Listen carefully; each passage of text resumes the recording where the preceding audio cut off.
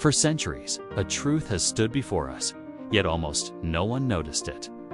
Have you ever stopped to wonder why some questions seem to have no answer, and yet keep whispering in the depths of our minds? What truly defines those who prosper? What is the silent secret that separates scarcity from abundance, faith from fear? They say there are ancient codes written by men who saw beyond their time, and one of them hides precisely where many think they already understand everything: in the simple act of giving. But what if what has been taught about tithing is just a superficial layer? What if there is a wisdom still unrevealed, ready to awaken those who are paying attention? Today, in this video, you are invited to walk through little explored paths where faith, finances, and freedom intertwine like pieces of an ancient puzzle. Get ready. The most shocking point of this journey is just ahead. Before we continue, like this video and share it with those who need to hear this truth. You'll understand why. Charles Spurgeon, a name that echoes like a soft thunder through the pages of history, was more than a preacher. He was a craftsman of words that touched hearts like few dared. Born in a time of great uncertainties, his voice gained strength not by volume, but by depth. A man who found meaning even in life's smallest seeds. Many called him the Prince of Preachers, but few know the origin of this respect, forged by his silent example and courageous choices. Spurgeon did not seek applause or titles. His legacy was built in the dark alleys of London, where week after week, crowds gathered to hear not only about heaven, but about how to live better here on earth. He spoke simply, yet his words carried the weight of centuries of wisdom. Behind every sermon, there was a restlessness. How to turn faith into concrete action, faith into bread, faith into deed. Throughout his life, Spurgeon wrote books, ran orphanages, and impacted generations. But perhaps the most curious thing is to realize that among his greatest lessons lie secrets still little explored, especially when it comes to money, generosity, and the true meaning of giving. What few noticed is that his vision of tithing hides an enigma spanning centuries, waiting to be unraveled. Before we continue, like this video and share it with those who need to hear this truth. You'll understand why. Respect for Spurgeon was born from the rare coherence between what he preached and how he lived. In every word, there was the echo of a committed life, a testimony that inspired not just by speech, but by daily example. He did not let himself be shaped by the crowd's pressures or the expectations of leaders of his time. On the contrary, he chose truth, even when it hurt conveniences or challenged rooted traditions. His sermons crossed oceans and decades, touching people from the most diverse backgrounds. The secret, Spurgeon combined practical faith with genuine compassion, building bridges where others saw walls. He didn't just offer comfort, but challenge, calling his listeners to see beyond appearances, to question and seek a transformation that starts from within. This made him a figure admired even today. Interestingly, many don't realize that.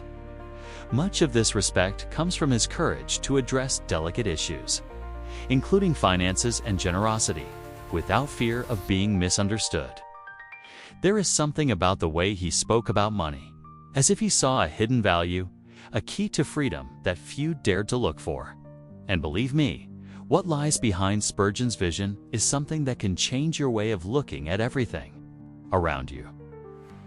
If you're still here, it's because something inside you has already begun to awaken. Comment below. I choose to live with purpose. Since ancient times, the tithe has become one of the most well-known pillars of Christian practice. Tradition says, set aside a tenth of what you receive, a delivery not just material, but symbolic, a silent declaration of dependence and gratitude to God. For many, to tithe is almost like a sacred code passed down from generation to generation, carrying promises and warnings, blessings and challenges. However, if we look closely, we will see that the tithe is more than simple math. It represents an invitation to trust when everything seems uncertain, to plant even when the soil looks barren. It is not just about following a rule, but about experiencing a kind of freedom, the freedom not to be a slave to money, but its steward. It is an inner movement, a decision that challenges the fear of scarcity with the hope of abundance. Many grow up hearing about the tithe as if it were a soulless obligation, but biblical tradition reveals forgotten nuances. What if the true purpose were much greater than just keeping the lights on in a temple?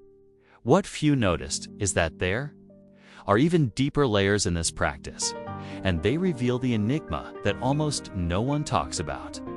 Today, the practice of tithing in churches takes very different paths, depending on the place, time, the heart of the giver, and the leadership of those who receive.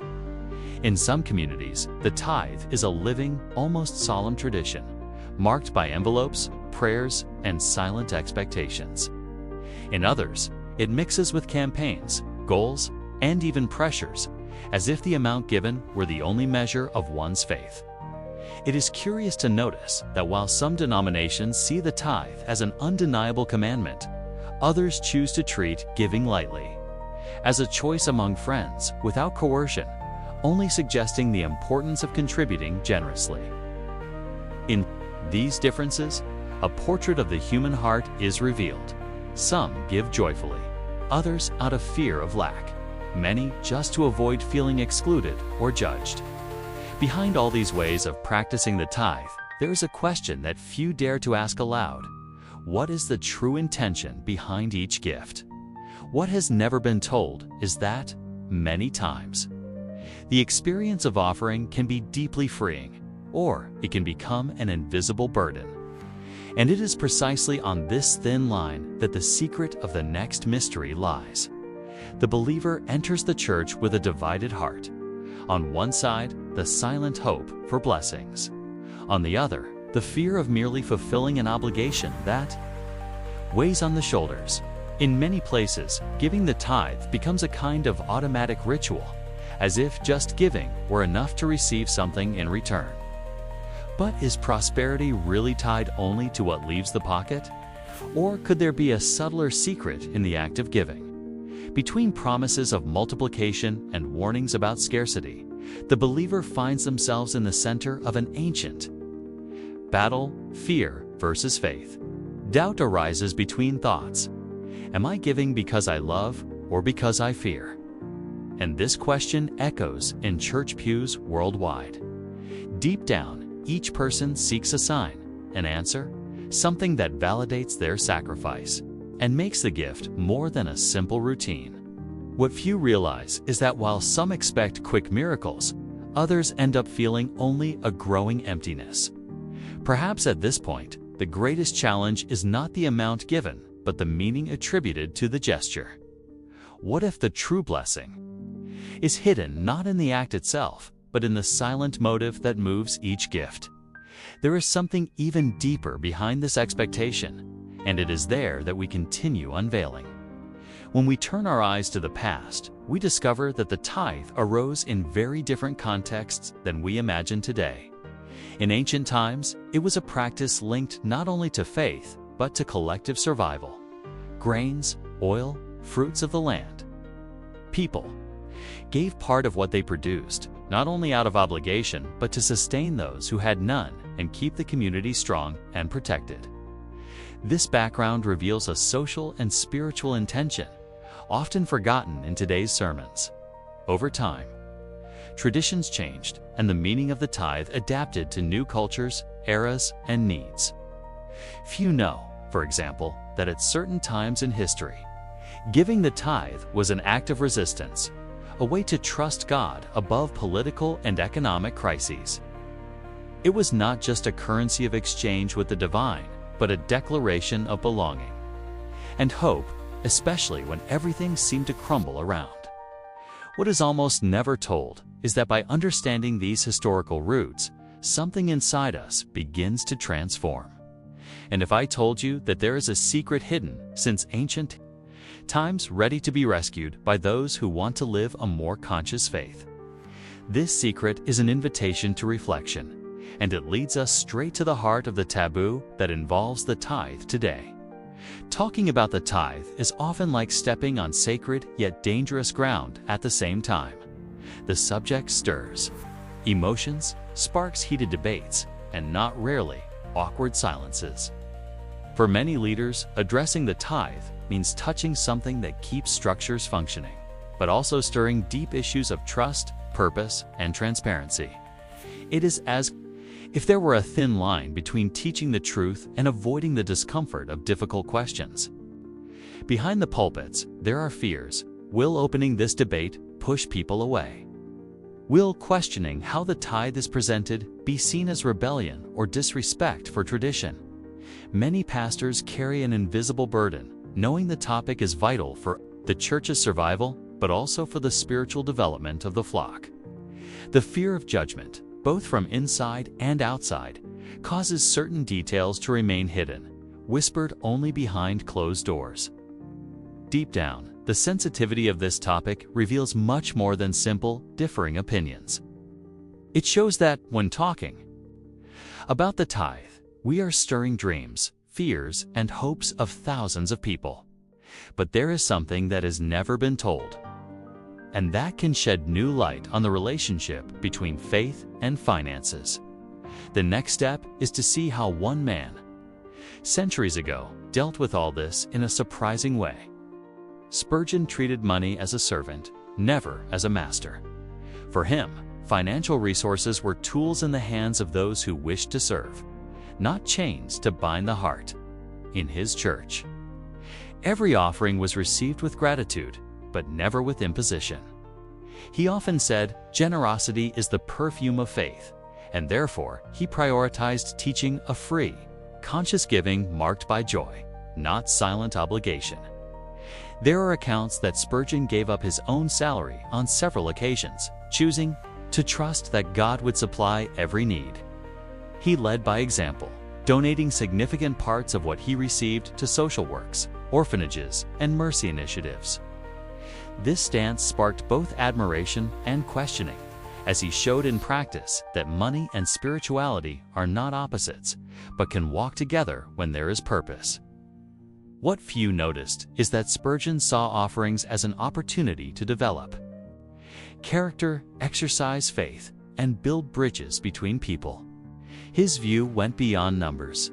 He saw their seeds sown in fertile soil, capable of generating transformation. But there is still an aspect of his vision on generosity that rarely appears in books, and that is where the next mystery lies. Spurgeon saw generosity as a silent key, capable of opening doors where many only see walls. He often said, generosity reveals the health of the soul. For him, giving was an act of freedom and trust, not a burden or an exchange. In his sermons, he encouraged people to share not only money, but time, attention, and love, showing that true wealth is measured by how much we are able to share.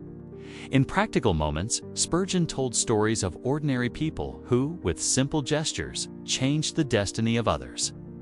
He taught that generosity begins in thought, matures in the heart, and only then manifests in the hands.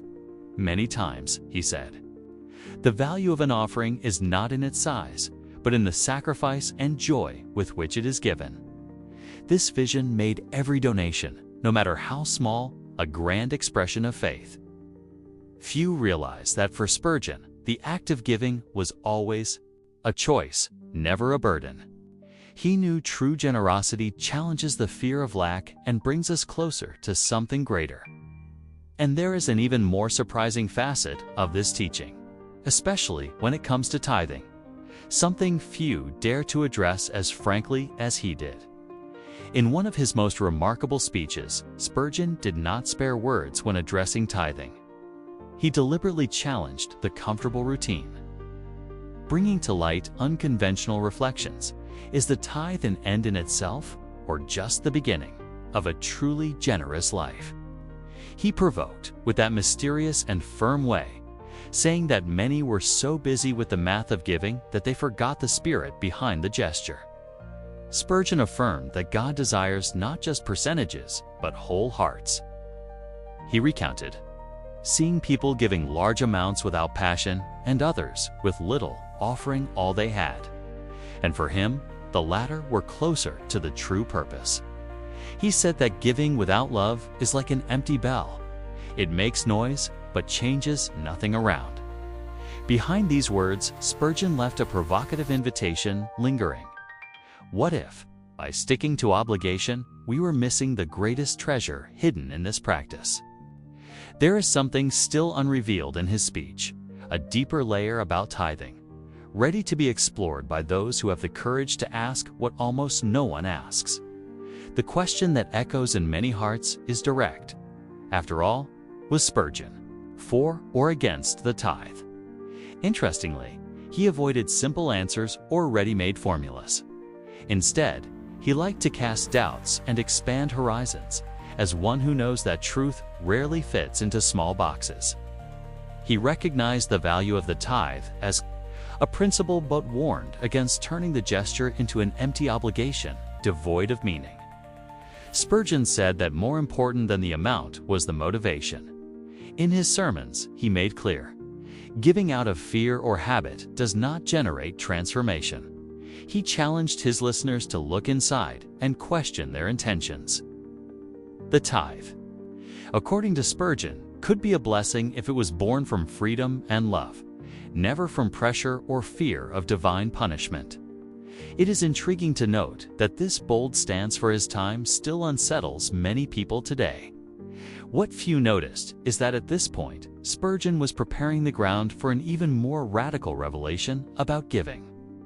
A secret that only reveals itself to those willing to see beyond the surface. For Spurgeon, the line between giving out of love and giving out of obligation was one of the most important in the journey of faith. He saw giving as a reflection of the heart. When it is born from gratitude and joy, it is a seed that blooms.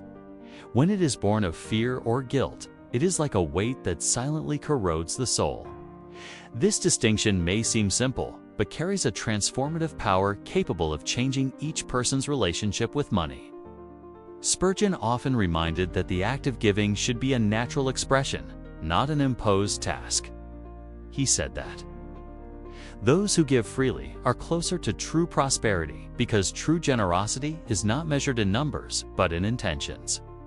For him, spontaneous giving is what generates abundance, while giving out of obligation, even in large amounts, can leave an invisible emptiness. This reflection invites us to look within and ask, what moves my actions? Is it love or fear? And if the greatest challenge was to always choose the first option, this choice, simple in theory, is a deep invitation to a transformation that goes far beyond money, and that is where the true revolution of the soul begins. Spurgeon left phrases that echo like beacons amidst the fog of confusion about money and faith. One of his most striking statements was, "Money is an excellent servant, but a terrible master." With these words, he warns us of the danger of letting finances dominate the spirit instead of using them as tools for the greater good. This simple phrase carries wisdom that few current leaders dare to quote. Another gem of his is, "True wealth is not in what we accumulate, but in what we share."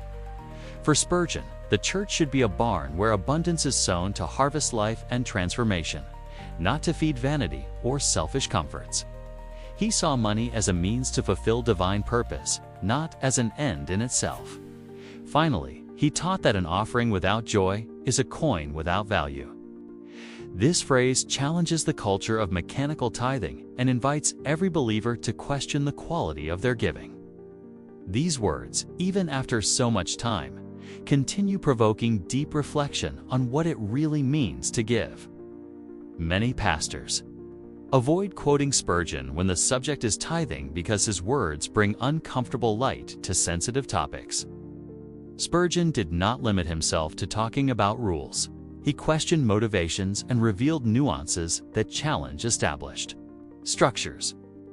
This can create discomfort among leaders who prefer to keep the focus on familiar traditions, avoiding opening space for debates that might divide the congregation.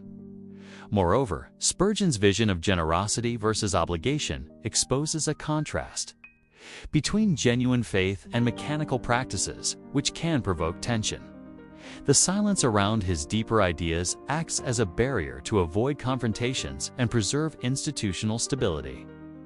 This omission, however, deprives many believers of the chance to experience a freer and more authentic spirituality.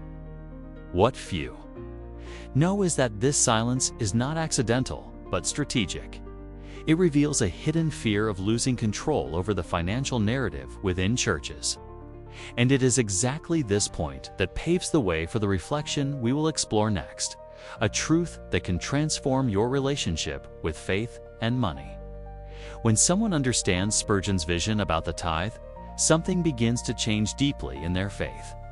It is not just new information, but a transformation that reaches the heart and mind, freeing from the weight of obligations and opening space for a lighter and truer spirituality. This change invites a commitment born from choice, not pressure. By understanding that giving does not need to be an act of fear, but one of love and trust, the relationship with God and money is renewed. Faith stops being a rigid contract and becomes a dance of freedom, where every act of generosity is a step toward real abundance, one that transforms lives and builds bridges. It is an invitation to live with purpose and meaning, not just rules. This awakening generates a new courage, an inner flame that inspires action and renewal. Faith stops being a burden and becomes fuel for a journey that looks to the future with hope and boldness. The impact of this new understanding is so deep that, for many, it is impossible to go back. A secret kept under 7 keys that finally begins to be revealed. The truth Spurgeon revealed about the tithe goes beyond what many imagine. It is not simply about percentages or rules, but about the essence of giving as an act of faith that transforms lives. He taught that the tithe should be a starting point, a gesture that opens the heart to generosity that transcends numbers and connects directly with the soul. It is an invitation to live in abundance, not by obligation, but by freedom.